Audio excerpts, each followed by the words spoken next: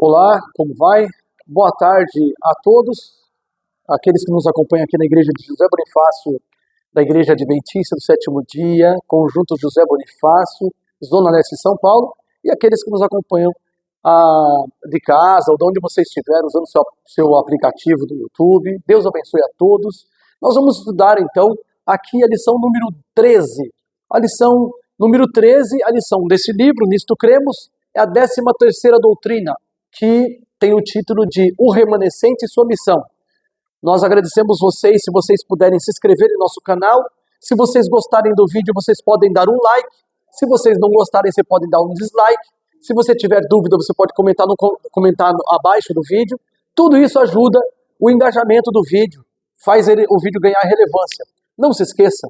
Vamos conosco então ao estudo da lição número 13, a 13ª crença fundamental adventista. Nós temos aqui o livro em nossa mão, e antes de começarmos a estudar as passagens, eu gostaria de fazer, como costumo fazer a leitura da declaração da igreja, da declaração de fé da Igreja Adventista do Sétimo Dia. E diz o seguinte: a Igreja Universal se compõe de todos os que verdadeiramente creem em Cristo, mas, nos últimos dias, um tempo de ampla apostasia, um remanescente tem sido chamado para fora, a fim de guardar os mandamentos de Deus e a fé de Jesus. Esse remanescente, ele anuncia a chegada da hora do juízo, proclama a salvação por meio de Cristo e prediz a aproximação do seu segundo advento. Essa proclamação é simbolizada pelos 3 anjos de Apocalipse 14, coincide com a obra do julgamento do céu e resulta numa obra de arrependimento e reforma espiritual na terra. Todo crente é convidado a ter uma parte pessoal nesse testemunho mundial. Então, essa é a declaração de fé da Igreja Adventista, 13ª crença fundamental, e agora nós vamos estudar os fundamentos bíblicos dessa crença adventista, tal como eu acabei de anunciar para vocês. Mas quais são os textos bíblicos, né? De onde a Igreja Adventista tirou as informações para essa crença? Da Bíblia Sagrada, como nós veremos em várias passagens bíblicas aqui. Cada capítulo do Nisto Cremos, desse livro Nisto Cremos, recomendamos àqueles que quiserem adquirir, que busquem as informações nas redes sociais, no Google, tem a Casa Publicadora Brasileira, e procure entrar em contato e fazer o seu plano para adquirir o livro Nisto Cremos, para conhecer melhor as crenças fundamentais da Igreja Adventista do Sétimo Dia. Nós então vamos às passagens. Começamos com Apocalipse, capítulo 12, verso 4, 7 a 9. Capítulo 12, depois o 7 ao 9. Para entendermos aí o pano de fundo bíblico dentro do qual, ou sobre o qual, o conhecimento da igreja remanescente, que é essa ideia. Nós vamos estudar a igreja, o remanescente e sua missão. Nos 2 sábados anteriores nós estudamos sobre a igreja. E como o capítulo do livro, normalmente os capítulos são longos, as passagens são em grande quantidade, normalmente a gente não termina um estudo num sábado só. A gente faz em 2 sábados às vezes. Quando a gente pode, a gente conclui antes. Não sei aqui como vai ser, se a gente vai concluir esse sábado a doutrina do remanescente e sua missão. Mas com certeza vamos estudar uma boa parte. Então vamos ao Apocalipse capítulo 12. Nós leremos o verso 4, depois de 7 a 9. Vamos lá. A qualquer momento, só dizendo para os que estão aqui nos acompanhando, a qualquer momento vocês podem levantar a mão e fazer objeções, podem apresentar suas dúvidas, podem fazer colaborações, comentando e somando, tá bom? Que a gente aprende junto, né? Vamos lá, Apocalipse 12, verso 4. A sua cauda levou após si a 1/3 parte das estrelas do céu e lançou-as sobre a terra. O dragão parou diante da mulher que estava prestes a dar à luz, para que, dando ela a luz, lhe devorasse o filho. Então, é um personagem que arrastou a 1/3 parte das estrelas do céu. Esse personagem é o dragão, como diz o próprio verso 4. E detalhe, antes da gente seguir, que são estrelas do céu? Vamos para Apocalipse 1, verso 20. Não está no script, tá? Não está no livro, não. Não está descrito no livro. Estou fazendo isso para que não haja dúvida a cada passo de nosso estudo.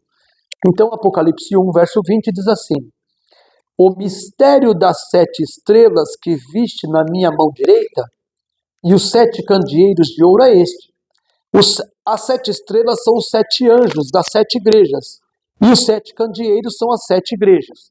Então, estrelas representam anjos.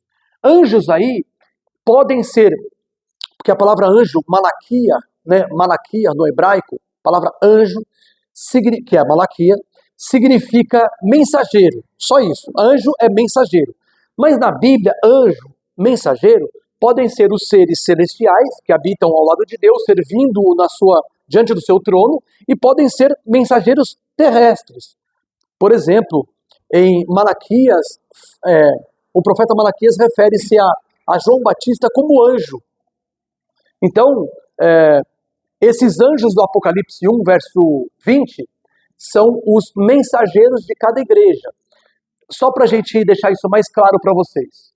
Anjo é mensageiro. Pode ser um mensageiro alado, com asas, no caso os anjos celestiais, mensageiros celestiais, ou podem ser mensageiros de Deus aqui neste mundo, homens e mulheres. Esses são anjos, mensageiros.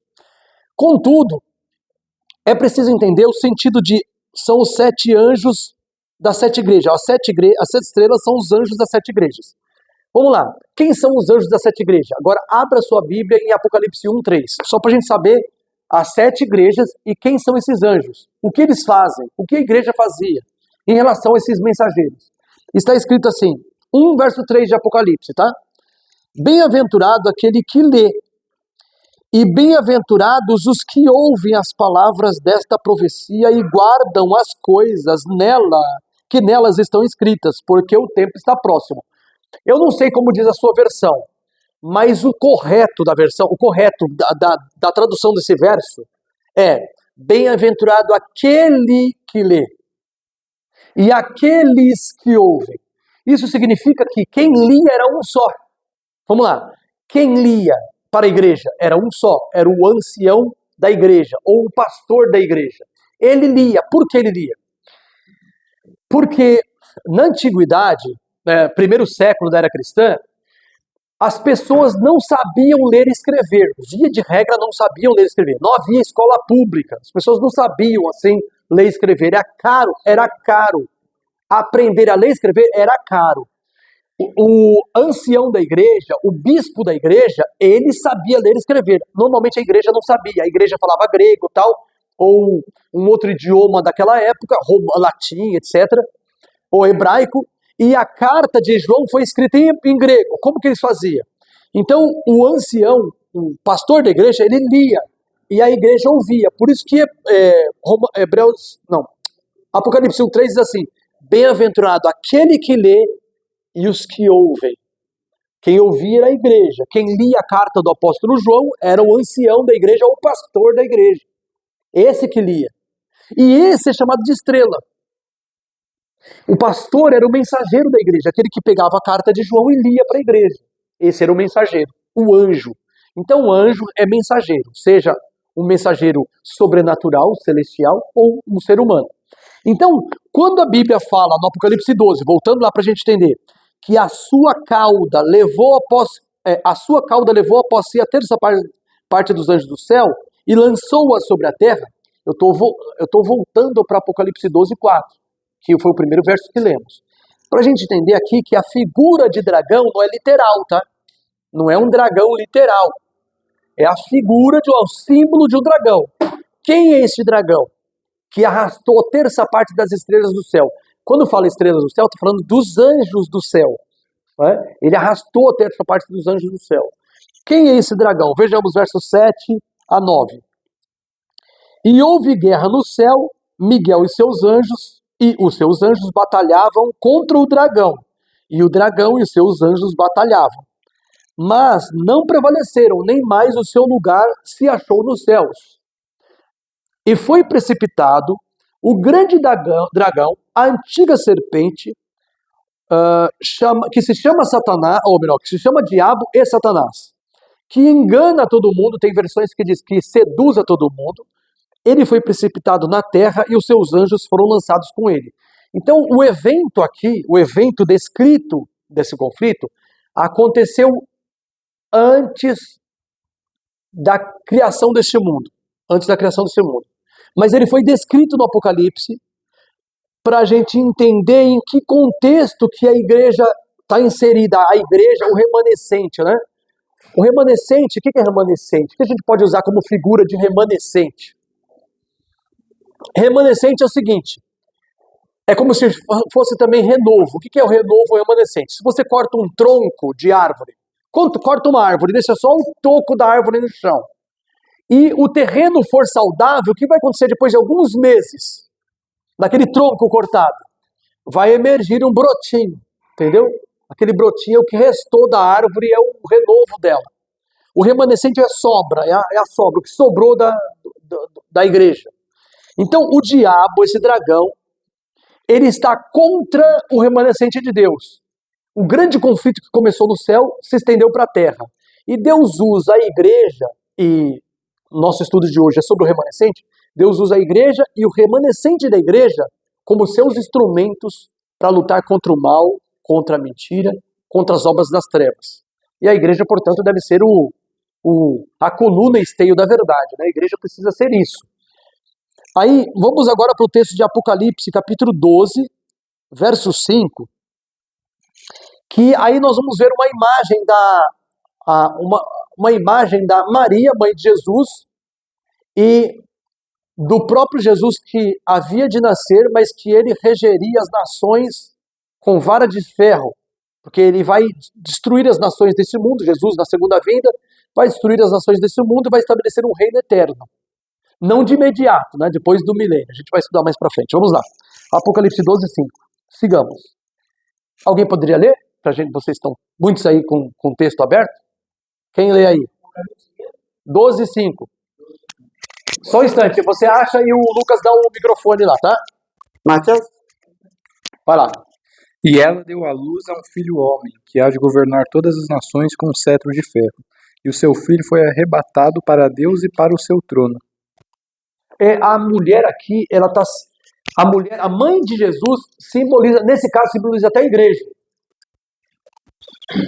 Claro que a mãe de Jesus, ela não é a igreja, né? Ela não é a igreja cristã, não é isso. Mas a batalha do céu foi refletida na batalha da terra. Como o Satanás ele enganou a terça parte dos anjos do céu, agora na terra, como se materializava a batalha de Satanás contra Deus e contra o seu povo? Na perseguição de Maria, para matar Jesus, porque Jesus veio para destruir as obras do mal, né? Satanás, 1 João 3,5. E então o diabo queria matar a criança, Jesus, enquanto criança. Só que, né, como diz o texto, né, a Bíblia diz assim, e o seu filho foi arrebatado para Deus e para o seu trono. Então, apesar de atingido pelos ataques de Satanás, Cristo morreu, mas ele ressurgiu e hoje intercede por nós. Ele está vivo hoje. E ele intercede diante de Deus por cada um de nós. Então a gente percebe que os propósitos de Satanás para destruir Jesus antes dele cumprir a sua missão se frustraram. Jesus cumpriu sua missão. E hoje está à destra do Pai nas alturas. O Nictocremo diz assim, o dragão lança-se ao ataque. Mas seus esforços para matar a criança são inúteis. Em vez disso, a criança é arrebatada para Deus até o seu trono. Enraivecido, o dragão volta-se com sua ira contra a mãe, a qual são miraculosamente concedidas asas. A mulher é concedida as asas à mulher, a qual, aí diz assim, que a conduzem para um lugar remoto, especialmente preparado por Deus. Ali, Deus, a sustenta a mulher, no caso representando aqui a igreja, né? Durante um tempo, 2 tempos e metade de um tempo, 3 anos e meio, ou 1.260 dias proféticos, equivalendo a 1.260 anos. Vamos com calma, porque tem muita informação nesse parágrafo. Vamos lá. Abrindo nossas Bíblias em ali mesmo, Apocalipse capítulo 12, verso 13 e 14. Vejamos o que diz aí, sobre a mulher levada para o deserto. Apocalipse capítulo 12, verso 13. Quando o dragão se viu lançado na terra, perseguiu a mulher que dera à luz o filho varão, No caso aqui, irmãos, não é a perseguição a Maria, mãe de Jesus. É a mulher que deu a vida a Jesus, a vida humana de Jesus, digamos assim, foi a barriga de aluguel, Maria. Não é essa mulher aqui agora, tá? É a igreja. É a igreja do Antigo Testamento. A igreja dos 12 patriarcas. Antes da gente continuar, volta o verso 1, 12:1. Está escrito assim, ó, viu-se um grande sinal no céu. 12 verso 1. Uma mulher vestida de sol, tendo a lua debaixo dos pés, e uma coroa de 12 estrelas sobre a cabeça. Essa figura de mulher representa a igreja do Antigo Testamento, ou seja, o Israel antigo. É do Israel antigo que surge Jesus. O Israel antigo, a igreja do Antigo Testamento é a mulher.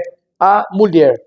Só que a mulher, ela deixou descendentes. E o Satanás não está preocupado com o Antigo Testamento, a igreja do Antigo Testamento. Ele está preparado ou está preocupado com o descendente da mulher, o que sobrou da mulher do Antigo Testamento, que é o cristianismo. Mais especificamente a igreja remanescente, que nós vamos entrar nela. Por que que é isso? Em primeiro lugar, a Bíblia diz assim no capítulo 12, verso 1, que a mulher está vestida de sol. Sol aqui é uma figura do Deus Todo-Poderoso. Como a gente poderia ver no livro de, deixa eu ver aqui, Salmo 81, 11. Vamos lá, Salmo 81, 11. Que Deus é para o seu povo como o sol. Deus é para o seu povo como o sol. 81, 84, acho que é 84, hein? Deixa eu ver aqui. Salmo 84, 11, é isso mesmo, não é 81, 84. Quem estiver nos acompanhando de casa, faça anotação das passagens, tá bom? E confirme durante o estudo mesmo, você pode dar uma pausa no vídeo e confirmar o texto. Vejamos, Salmo 84, verso 11. Está escrito, pois o Senhor Deus é sol e escudo. O Senhor dá graça e glória, não nega bem algum aos que andam na retidão. Então, quando fala que a mulher está vestida de sol, ela está vestida de Deus. É como se a glória do Senhor fosse ocultasse as imperfeições do seu povo. Então, o Senhor Deus é sol. A igreja estava vestida de sol, a igreja do Antigo Testamento. Ela tinha lua debaixo dos pés. Aí você fala assim, pô, o que significa a lua? Vejamos bem, a lua não é um satélite natural do planeta Terra? Um satélite natural, né? Assim que se entende astronomia. Pois é, a lua tem brilho próprio? Não. Ela faz o que, a lua? A lua, ela faz o que? Ela reflete o quê? O brilho do sol. Assim, a mulher, a igreja do Antigo Testamento, ela não tem luz própria. Mas ela reflete a luz de quem? Do sol. Deus, o Senhor Deus não é sol? A gente não viu agora Salmo 84, verso 11, que o Senhor Deus é sol? Então a igreja do Antigo Testamento devia refletir a Deus. E aí quando fala que ela tinha coroa de 12 estrelas, é porque o Antigo Testamento, a igreja do Antigo Testamento, ela é dividida em tribos, né? A igreja nação, tá? Igreja nação, a nação de Israel. Ele tem 12 tribos, Rúben, Simeão, Levi, Judá, Issacar, Azer, Naftali, eu não sei se falei Zabulon, Zabulon, tem Gade, Benjamim, José, são 12 tribos, eu falei 11, pelo menos 10 ou 11. Então são 12 tribos de Israel. E o que acontece? Essas 12 tribos estão figuradas nas 12 estrelas que estão sobre sua cabeça. Então aqui é a igreja do Antigo Testamento. Agora voltemos para Apocalipse 12, verso... Agora sim, Apocalipse 12 vai fazer mais sentido agora. O verso 13. Da onde surge a igreja cristã? A igreja cristã, ela surgiu de israelitas, certo? Todos os membros da igreja eram israelitas. E aí, essa igreja, essa mulher, ela continua, não enquanto nação, mas enquanto povo escolhido que creu em Jesus. Verso 13 diz assim, 12, 13. Quando o dragão se viu lançado na terra, perseguiu a mulher que dera à luz o filho varão. Da onde Jesus nasceu, né? Ele nasceu de Israel. E foram dadas, verso 14, e foram dadas à mulher, no caso a igreja, 2 asas da grande águia, para que voasse até o deserto, ao seu lugar, onde é sustentada por um tempo e tempos e metade de um tempo, fora da vista da serpente. Olha que interessante, ele faz um trocadilho, dragão e serpente, né? Mulher lembra a Eva, que foi enganada pela serpente. Mulher representa a igreja no Novo Testamento, entre outras coisas, a gente estudou semana passada. E agora, a serpente está relacionada com aquele animal que quer pegar a mulher no engano, né? Como a serpente enganou a Eva, a serpente quer enganar a igreja. E a igreja recebeu asas e voou para o deserto, onde ela ficou por um tempo sustentada, né? Um tempo, 2 tempos e metade de um tempo. O que é isso? A minha versão não diz 2 tempos, diz tempos. Como que diz a sua aí? Verso 14. A minha diz um tempo e tempos. Tem alguma que diz 2 tempos? Tempos e metade de um tempo. Amém. Tempos e metade de um tempo, né? Por que isso? Calma um pouquinho, né? Sem criar cânico, né? Sem criarmos cânico, né? Sem criar pânico. Presta atenção aqui, ó. O hebraico e não sei se o grego, mas o hebraico tem o plural de 2. No português tem uma expressão que representa o plural de 2, que é ambos, né? Que eu falo assim, se eu falo assim, José, Cosme, o Mateus, ambos estávamos no primeiro estudo, por exemplo, né? Eu estou falando ambos, é o plural de 2. Aqui, tempos, aqui é plural de 2, ou seja, são 2 tempos. Não está escrito 2 tempos, mas literalmente, mas o plural é de 2. Então é um tempo, 2 tempos, no caso 3, né? E metade de um tempo. Cada tempo é um ano. Vamos para Daniel 11, verso 13. Daniel 11, 13. Porque a gente vai falando, a gente precisa dar evidência do que a gente fala, se é verdadeiro, né? Daniel 11, 13. Rapaz, se eu tivesse me preparado, eu estava sabendo mais de cor essas passagens. Ele coloca aqui Oséias, eu imagino o que é, né? Que é 3 capítulos. Nós não vamos estudar 3 capítulos. Jeremias, tudo bem. Ezequiel capítulo 16 todinho não vai dar. Mas Isaías 57 dá. Algumas passagens a gente vai conseguir acompanhar hoje. Vamos seguir então em Daniel capítulo 11, verso 13. O que nós queremos? Antes de continuar, nós queremos saber o significado de tempos. Porque diz que Deus deu asas para a igreja, para a mulher, figuradamente a igreja, e ela fugiu para o deserto, onde ela foi sustentada por um tempo, 2 tempos e metade de um tempo. Primeiro, o que é tempo? Daniel 11, 13. Porque o rei do norte voltará e porá em campo um exército maior do que o primeiro. E ao cabo de tempos, isto é, de anos, virá à pressa com grande exército e abundantes provisões. Bom, desse verso 13 de Daniel 11, nós queremos só uma informação, o significado de tempos. Todo o resto a gente pode deixar para outro estudo. O que a gente está querendo agora é esclarecer uma coisa. A Bíblia tem que esclarecer o que é tempos. Tempos é anos. Então, se eu tenho um tempo, eu tenho um ano. Se eu tenho 2 tempos, eu tenho mais 2 anos, são 3. E se eu tenho meio tempo, eu tenho metade de um ano. No calendário judaico, o ano tinha 360 dias. Então, você soma 360. Quanto são 2 vezes 360? 720, né? Então, assim, 360 mais 720 mais 180. Por que 180? Metade de um ano. Se o ano são 360, a metade é 180. Então nós temos 360, 720 e 180 dias. Tudo bem? Tudo bem até agora? Se você somar isso, vai dar 1.260 dias. O Apocalipse refere-se a isso no capítulo 11, verso 3 e 4, capítulo 13, verso 4 e 5, se eu não me engano, 42 meses. São 1.260 dias. Esse período é o período em que a igreja estaria fugitiva, no deserto, e Deus sustentando a igreja. Mas, é interessante que, como assim que a igreja fugiu e ficou sustentada por 1.260 dias? Por que isso? É o período de supremacia papal, que começa no ano 538 da era cristã e vai até o ano 1798. Aí, alguém vai dizer assim, mas como é que você sabe que esse período surgiu ali, 538? Abra sua Bíblia em Daniel, capítulo 7. Nós vamos ver capítulo 7, verso 8, verso 24. Antes de ler o 8 e 24, vamos ler primeiro o verso. Deixa eu ver.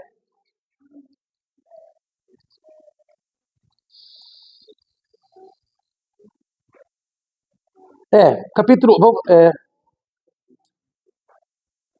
Vamos ler o 8 então. O 8 mesmo, vamos lá. Estando eu observando os chifres.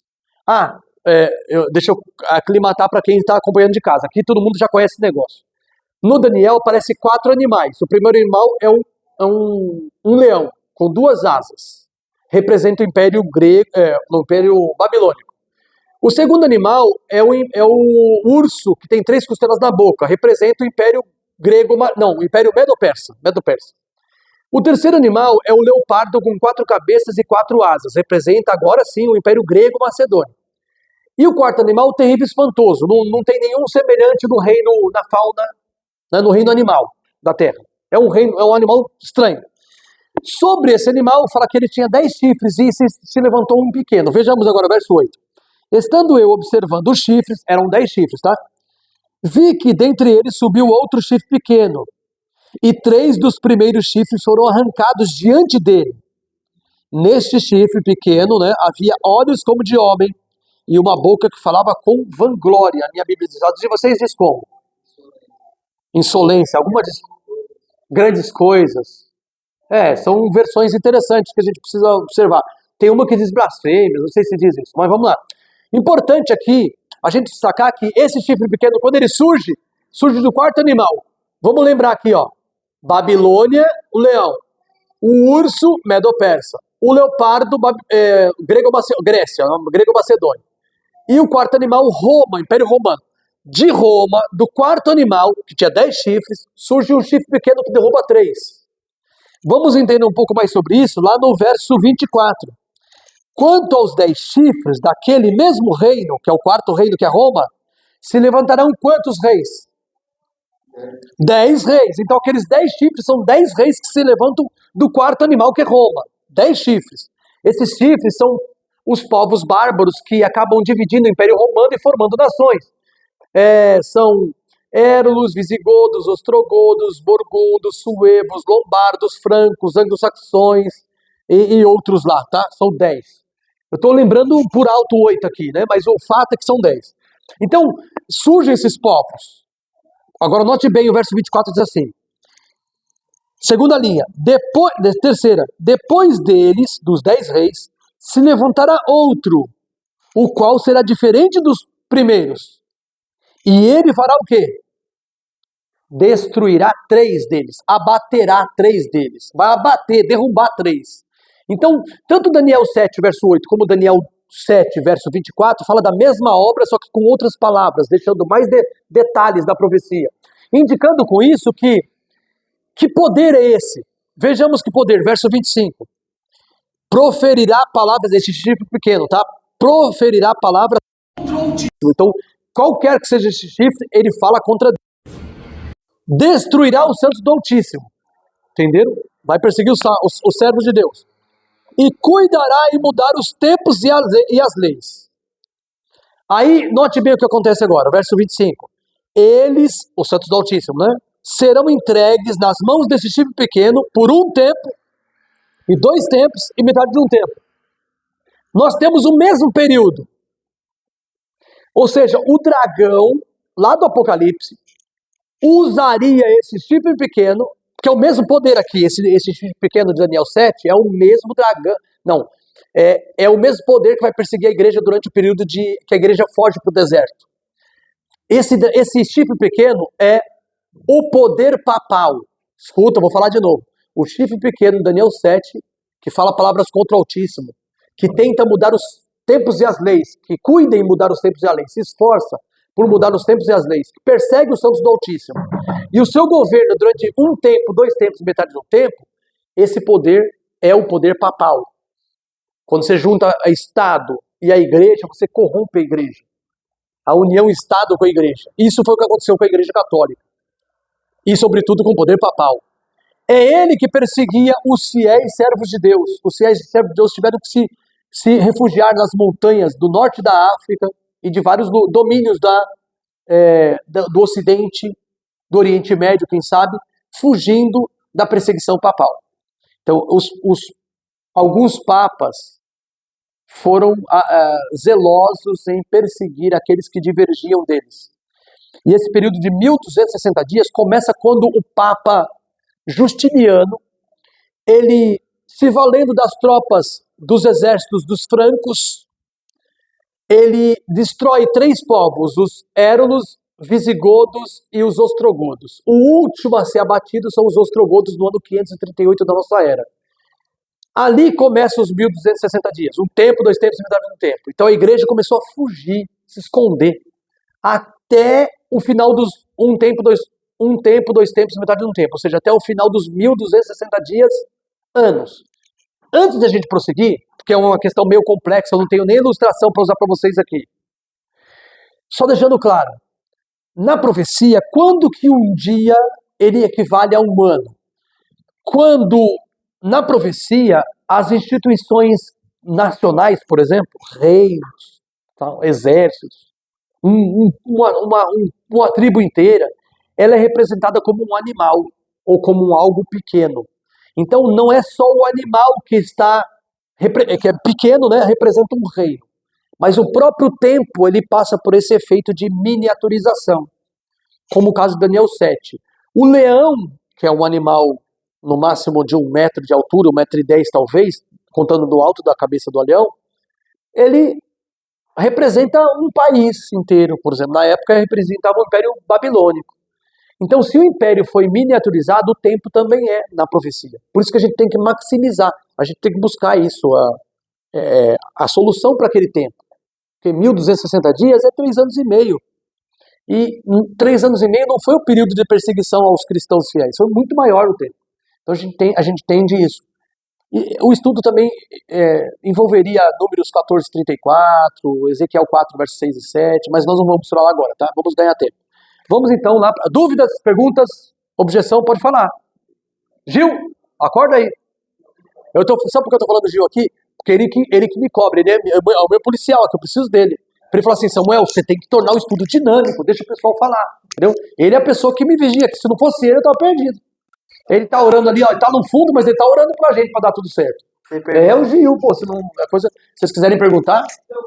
Quando perguntavam para mim sobre o Apocalipse, tempos, eu sei, mas por que você coloca 2 aí, se está falando tempos? Aí eu recorri a Daniel 7:25, que em Daniel 7:25 fala 2 tempos. Isso. Então, era uma explicação. Exatamente. Mas eu não sabia dessa do amplo. Do plural de 2. E tem. No hebraico, se eu não me engano, Dan, Idanim e Idan. Dan, Idanim e Idan no hebraico. Um tempo, Idanim, 2 tempos, e metade de um tempo. Por exemplo, o céu é Shamaim, são céus. No princípio criou Deus os céus e a terra. Bereshit bara Elohim et Hashamaim, céus. Vet Haeretz, é a terra, né? Então, Eretz lembra um pouco earth no inglês, né? A raiz não é muito distante, até terra no inglês, né? Mas o mais importante aqui é a gente lembrar que realmente tem um plural de 2, e ele é usado em Daniel. Tem versões que não diz 2 tempos, a maioria das versões diz 2 tempos, né? 1 tempo, 2 tempos, metade de um tempo. Ótimo recurso isso, quando você encontrar tempo, 1 tempo e tempos, você corre para Daniel 7:25. Boa dica do Paulo aí, viu? Foi uma colaboração aí que vocês, às vezes você vai estudar a Bíblia com alguém, você não lembra, vai para o 7:25 que é a saída. É isso mesmo. Daí vamos lá, nós estamos estudando então Apocalipse 12, falando da luta de Satanás contra Deus, arrastando a terça parte dos anjos do céu e agora perseguindo a igreja durante a fuga dela do deserto. O diabo quer destruir a igreja. Contudo, olha que interessante, agora vai ficar legal, hein? Apocalipse, capítulo, deixa eu ver aqui, não, ele tá identificando agora a mulher corrupta, deixa eu ver aqui, ó. Antes de a gente ir para o Apocalipse 17, vai para o 17 lá, Apocalipse 17. Antes de vocês começarem a ler, vamos no seguinte texto aqui, ó. Na profecia bíblica, uma mulher pura representa uma fiel igreja, ok? Mulher pura representa uma igreja fiel, ok? Uma mulher retratada como prostituta ou adúltera, ela representa o povo de Deus que experimentou apostasia, que decaiu. Vejamos as referências. Vamos lá para Apocalipse capítulo 17. Aqui é a igreja corrompida, tá? Apocalipse 17, verso de 1 a 6. Não, 1 a 5, já dá. 1 a 5. Todos acharam? Eu vou fazer o seguinte, agora vamos fazer um circuito de leitura. Em vez de um só ler, todo mundo dá uma lidinha, pode ser? Começou lá com O Mateus, vamos no sentido horário? Vai, Raquel, sobrou para você. 2 7 anjos que tinham as 7 taças aproximou-se e me disse: Venha, eu mostrarei a você o julgamento da grande prostituta que está sentada sobre muitas águas. Então vamos lá, é uma mulher, mas uma mulher de má índole, né? Ela não é uma mulher boa, de boa índole. Ela é uma prostituta. E ela está assentada é o quê? Irmãos, é diferente de sentar. Ó, sentar, eu estou sentado. Quando fala assentado, é estabelecido, firmado. Por exemplo, o pedreiro, ele assenta blocos. Ele não senta blocos, certo? Ele assenta blocos, né? Ele está firmando bloco sobre outro, sobre outro. Então aqui, essa mulher está firmada sobre muitas águas. Antes da leitura do verso 2, o verso 15 diz assim: Então o anjo me disse, o 15, tá? O 15. As águas que viste, onde se assenta a prostituta, são povos, multidões, nações e línguas. Então, qualquer que seja a mulher, ela está assentada, firmada sobre muitos povos, nações, línguas. Isso significa que essa mulher ela tem poder, essa mulher igreja, tá? Uma igreja adúltera, prostituta, ela está assentada, ela está estabelecida sobre muitos povos. Ela tem poder e influência sobre muitos povos. Que igreja pode ser essa, né? Vejamos lá o verso 2. Agora sim, a leitura. Pode ir, Mona Lisa, por favor. O Roberto é supervisor também, tá só mandando a gente. Com quem se prostituíram os reis da terra, e com o vinho da sua devassidão foi que se embebedaram embebedaram os que habitam na terra. Isso é interessante porque, novamente, vai falar do vínculo da igreja com a religião. Mulher é igreja, né? Só que essa mulher não é de boa índole, ela é uma adúltera. E ela embebedou os reis da terra. Então, ela contaminou os reis da terra com o vinho da sua prostituição. Agora, Samuca, vai lá no verso 3. Você pega a caneta, vai lá. Transportou-me o anjo em espírito a um deserto, e vi uma mulher montada numa besta escarlate, besta repleta de nomes de blasfêmia, com 7 cabeças e 10 chifres. Opa! Aí nós temos um paralelo dessa besta com aquele quarto animal de Daniel. Lembra que ele tinha 10 chifres? O quarto animal de Daniel tinha 10 chifres. Esse aqui parece com 10 chifres, mas ele tem 4 cabeças. Por quê? Vamos ver por quê. Olha ali. Babilônia era representada pelo leão, lembra? O leão. Quantas cabeças tem o leão? Uma. Medo-Persa era representada no Daniel 7 pelo urso, não é? Quantas cabeças tem o urso? Uma. São 2 cabeças, né? O quarto animal de Daniel 7 tem uma só, mas tem 10 chifres, mas tem uma só. Quantas são? Se eu falar o urso, o leão, o urso e o quarto animal. 3, né? Tá, mas o leopardo tinha quantas? O leopardo tinha 4 cabeças e 4 asas. Se eu tenho 3, mais 4 é quanto? 3 mais 4 é 7. 3 mais 4 é 7. O leopardo tinha 4 cabeças, o urso, 4. O leopardo, só o leopardo tem 4. Tem mais o urso, o leão e o quarto animal. São 7 cabeças. E tem algum paralelo entre esses animais e a besta do Apocalipse 13, verso 1 em diante, 1 e 2? Vamos lá, dar uma olhadinha rapidinho, a gente já volta para o 17. Sabe por quê? Se a gente não fizer a relação certa aqui, a gente vai estudando sem entender algumas partes. Então vejamos aqui, Apocalipse 13, verso 1 e 2, diz assim: E vi subir do mar uma besta que tinha 10 chifres. Lembra Daniel 7? Não era 10 chifres, o quarto animal? Tá. Agora um detalhe. Continuamos.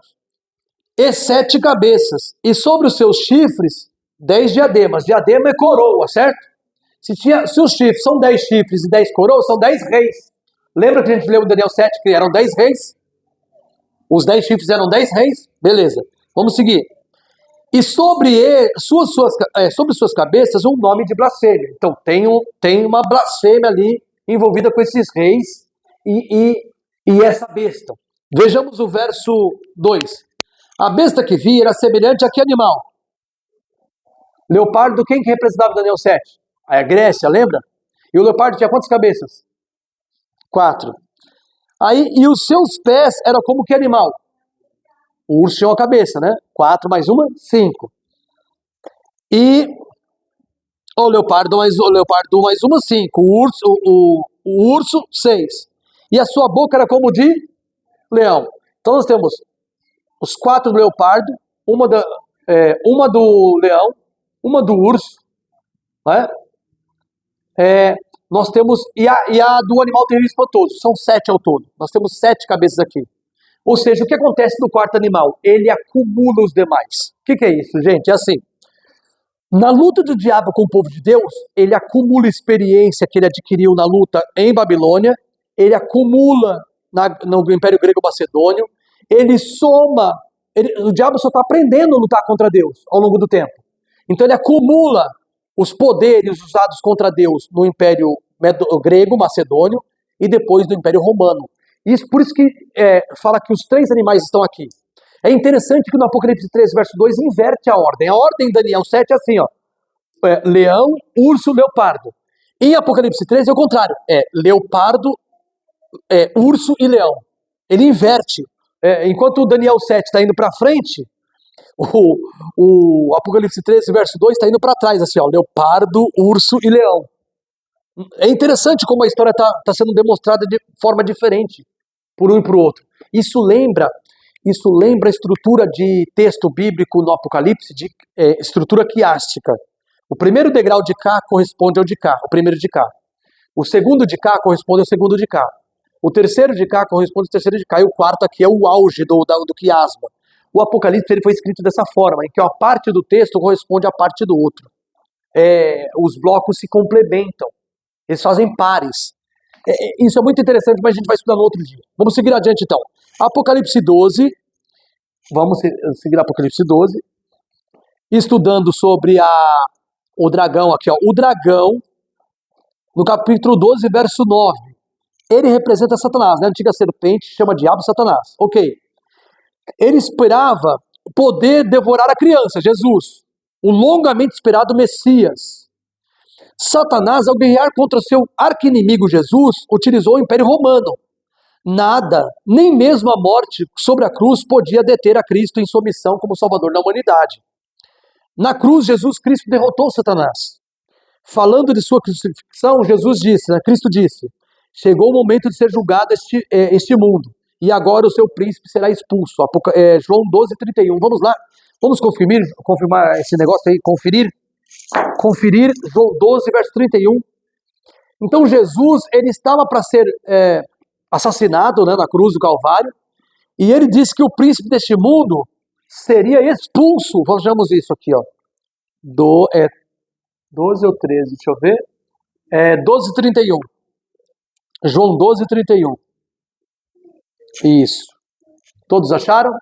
A leitura parou no Samuca, você pode ler, Lucas? Só um instantinho por causa do caminhão. Isso, agora vai.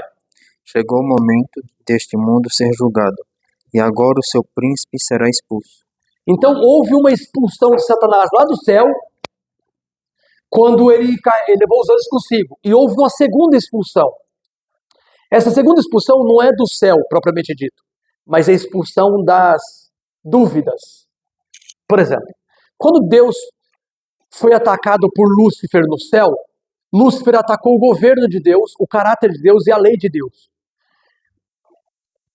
Até que Lúcifer, usando os seus servos na terra, matou Jesus na cruz do Calvário, até que Jesus morreu na cruz do Calvário, aquelas dúvidas que Lúcifer tinha lançado no coração dos seres celestiais continuavam presentes, não tinham sido resolvidas. São perguntas e propostas que ele tinha feito que não tinham sido desmascaradas. Só na cruz do Calvário que essas dúvidas, abrigadas no coração dos seres celestiais, e que não tinham sido devidamente respondidas, na cruz do Calvário foram totalmente desfeitas. Foi provado que amor e misericórdia, ou melhor, a justiça e a misericórdia divina se combinam. Porque Deus, ao mesmo tempo que ele estava sendo justo, punindo os pecados do mundo, ele estava salvando o mundo mediante a morte substitutiva de Cristo. Cristo morreu por nós, para a gente ser liberto do castigo, da condenação do pecado. Então ele estava sendo justo e misericordioso ao mesmo tempo. E todas aquelas dúvidas foram dissipadas. Então houve uma segunda expulsão de Satanás. Não fisicamente do céu, mas expulsão das dúvidas que havia nos seres celestiais. Não é à toa que o apóstolo Paulo fala que nós, especialmente os apóstolos, os enviados, nós somos feitos espetáculo aos anjos, ao mundo e aos homens. Em 1 Coríntios capítulo 4, verso 9, deixa eu ver aqui. Vamos lá, 1 Coríntios capítulo 4, só para a gente confirmar isso aqui. Porque a gente pensa que às vezes que o grande conflito está na Terra e o universo celestial não sabe nada desse conflito. Sabe sim, acompanha. Mas, assim, é claro, eu acho que o vídeo, quero dizer, as imagens da Terra que eles acompanham no céu precisam ser editadas. Por quê? Porque o coração deles não viu o pecado. Tem cenas desse mundo que, se eles vissem, eu acho que eles iam ficar... Talvez nem se restaurava mais o emocional deles. Porque eles... Imagina, quem nunca pecou, nunca deu um olhar de desprezo, nunca deu um olhar de hipocrisia, nunca agiu de maneira mal, desejando mal para alguém, nunca cobiçou nada de errado, nada que é do outro, nunca. Você vê uma morte de uma criança, um assassinato de uma pessoa inocente, uma pessoa desprovida de meios de defesa, uma idosa, de repente, você vê um assassinato cruel de uma idosa, acho que aquilo devia ser uma coisa chocante demais para eles. Então eu acredito, imagino que Deus deve poupá-los de algumas cenas. Mas, em geral, ele mostra para eles aquilo que eles podem ver do conflito, que está acontecendo uma luta entre o bem e o mal, entre os anjos de Deus e os anjos de Satanás, pela conquista de nossos corações para Cristo, de um lado, né, e para perdição para o outro. Então vejamos 1 Coríntios capítulo 4, verso 9. Eu estou correndo um pouco, vou até diminuir o ritmo. Pois tenho para mim que Deus a nós, apóstolos, nos pôs por últimos, como condenados à morte. Somos feitos espetáculo ao mundo, aos anjos e aos homens. Então a gente percebe aí que a história desse mundo, né, da Igreja de Cristo, ela é contemplada por aqueles seres celestiais, os anjos e eventualmente até os líderes dos planetas habitados. Os outros adões, tá? Eu estou falando outros adões, o pessoal fala assim, mas esse povo adventista é muito folgado. Onde está falando na Bíblia de vários adões, né? Pensando assim, muito atrevido, né? Fazendo afirmação, né? A gente estuda isso outro dia, agora não, senão eu vou desviar mais. Vamos lá. Vamos agora para o próximo texto. Apocalipse 12, verso 10 e 11. Essa expulsão de Satanás do céu é uma segunda expulsão. Apocalipse 12, verso 10 e 11. Eu vou pedir para ler agora na sequência o José Cosme e depois o Mateus. Faz o seguinte, passa para os dois, depois eu vou fazer o Gil ler. 10 e 11? 12, verso 10 e verso 12. Aqui fala assim, então ouvi grande voz do céu proclamando, agora veio a salvação, o poder, o reino do nosso Deus e a autoridade do seu Cristo, pois foi expulso o acusador de nossos irmãos, o mesmo que os acusava de dia e de noite, diante do nosso Deus. Isso, a gente percebe, você leu 12 já? Já deu 12? Não, ainda não. Leu 12 agora. Por isso, festejais, ó céus, e vós, os que neles habitais. Ai da terra e do mar, pois o diabo desceu até vós, cheio de grande cólera, sabendo que pouco tempo lhe resta. Perfeito. A gente viu aqui duas coisas importantes, né? O anjo falando assim, alegrai-vos, ó céus, né? E regozijai-vos, porque o vosso acusador, né, que vos acusava de dia e noite, foi expulso do céu. E fala assim, que ele desceu até vós, ai da terra, né? Porque o diabo desceu até vós sabendo que pouco tempo lhe resta. Então, o diabo está no desespero, tentando conquistar pessoas perdidas. Porque se as pessoas se perderem, cada